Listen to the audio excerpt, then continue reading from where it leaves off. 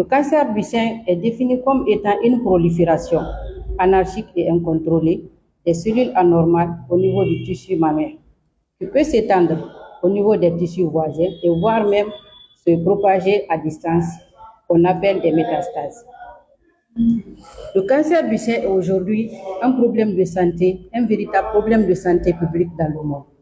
Car en 2022, l'OMS a estimé à 2,3 millions de nouveaux cas de cancer du sein diagnostiqués et 670 000 décès par an.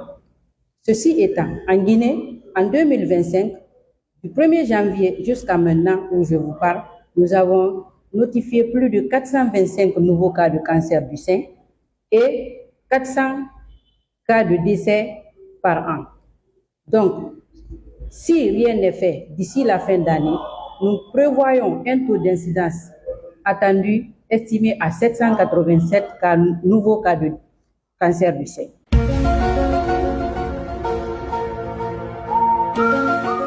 En Guinée, le cancer du sein est considéré comme étant la deuxième cause de décès par cancer chez la femme, après le cancer du col de l'utérus.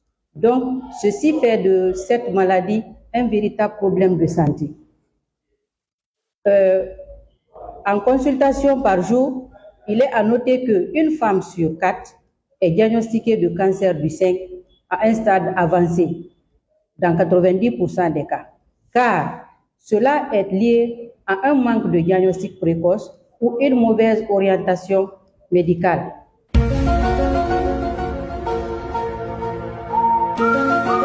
Les symptômes de cette maladie peuvent être situés à deux niveaux. Nous avons les signes alarmants ou les signes précoces et les signes tardifs. Les signes alarmants sont la présence d'une boule dans le sein qui est indolore dans 90% des cas, ou la présence d'un écoulement mamelonnaire, c'est-à-dire lorsqu'on pressionne ou de façon systématique, la patiente ressent un écoulement du sang ou de sérosité au niveau du mamelon.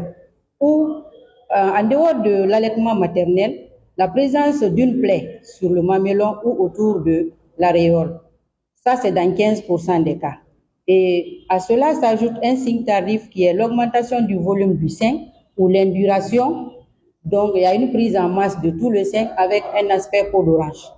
Ça, ce sont les signes spécifiques de la maladie. En tant que cancer du sein, il n'y a pas une cause spécifique scientifiquement prouvée, mais il y a des facteurs qui entrent en jeu. D'abord, il y a le sexe qui est là. Il est plus fréquent chez la femme que chez l'homme. Bien sûr que c'est des cas rares.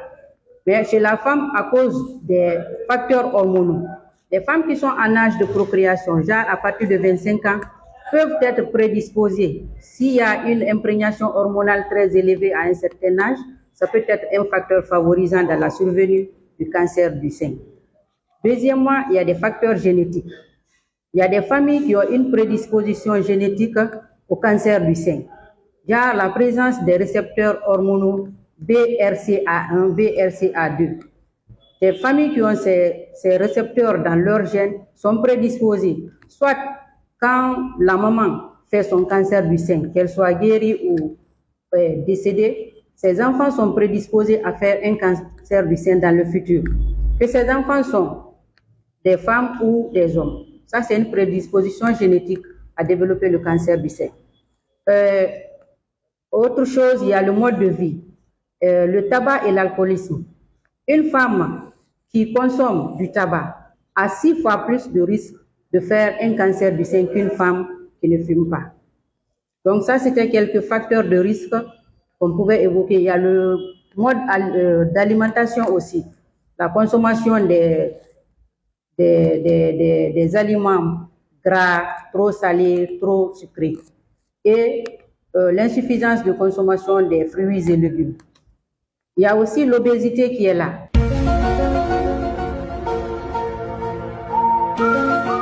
Maintenant, pour ce qui est de la prévention, elle se situe aussi à 2 niveaux. Nous avons la prévention primaire. La prévention primaire est de pouvoir contrôler tous ces facteurs qu'on peut modifier. Parce qu'il y a des facteurs modifiables et des facteurs non modifiables. Les facteurs modifiables sont une alimentation équilibrée et saine, la consommation régulière des produits et des fruits et légumes, manger moins gras, moins salé et moins sucré, faire régulièrement une activité physique pour éviter une obésité, éviter le sédentarisme et puis contrôler son mode de vie, vivre avec le slogan zéro tabac, zéro alcool et aussi oui, changer d'habitude de vie. La deuxième prévention se situe au niveau de la consultation, c'est-à-dire le dépistage. Il faut que chaque femme se volontarise dans le dépistage de façon régulière, au moins une fois ou 2 fois par an. Se faire dépister à l'hôpital par un spécialiste est le mieux. Ou à défaut, faire une automédication, une autopalpation mammaire mensuelle. C'est-à-dire, chaque femme, après les règles, dans les 3 à 4 jours après les règles, tu peux t'autopalper, te regarder, voir est-ce qu'il y a une modification du volume du sein, est-ce qu'il n'y a pas une boule dans le sein, est-ce qu'il n'y a pas un écoulement mamelonnaire inhabituel, est-ce qu'il n'y a pas une plaie. Tu peux le faire seul en face de ton miroir ou tu le fais accompagné par ton époux ou par une autre personne en qui tu as confiance qui peut t'aider à la recherche. Les messages que nous lançons aux autorités dans cette lutte contre le cancer et dans la prise en charge des malades, c'est des messages clés. C'est-à-dire, la lutte contre le cancer, elle est multidisciplinaire. Elle n'est pas limitée qu'aux services seulement ou qu'aux médecins spécialistes.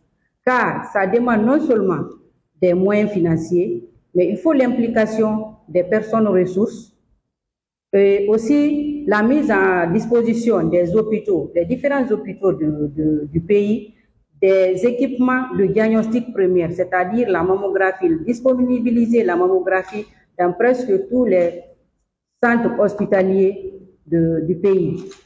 Deuxièmement, former des personnes ressources. Plus il y a des personnes ressources qui sont formées, plus on étend le dépistage et plus la lutte peut être menée à bien. Rendre accessibles aussi les médicaments anticancéreux. Car vous n'êtes pas sans savoir que les produits anticancéreux jusqu'à présent en Guinée sont très limités. L'accès est très limité, non seulement à cause du ravitaillement qui est limité, mais aussi le coût qui est très élevé. Que non seulement même la famille ou le malade seul ne peut pas prendre en charge. Donc, il faut l'implication de l'État en subventionnant les médicaments, soit rendre le médicament à un coût très abordable ou rendre gratuit les médicaments. Ça, c'est un autre volet.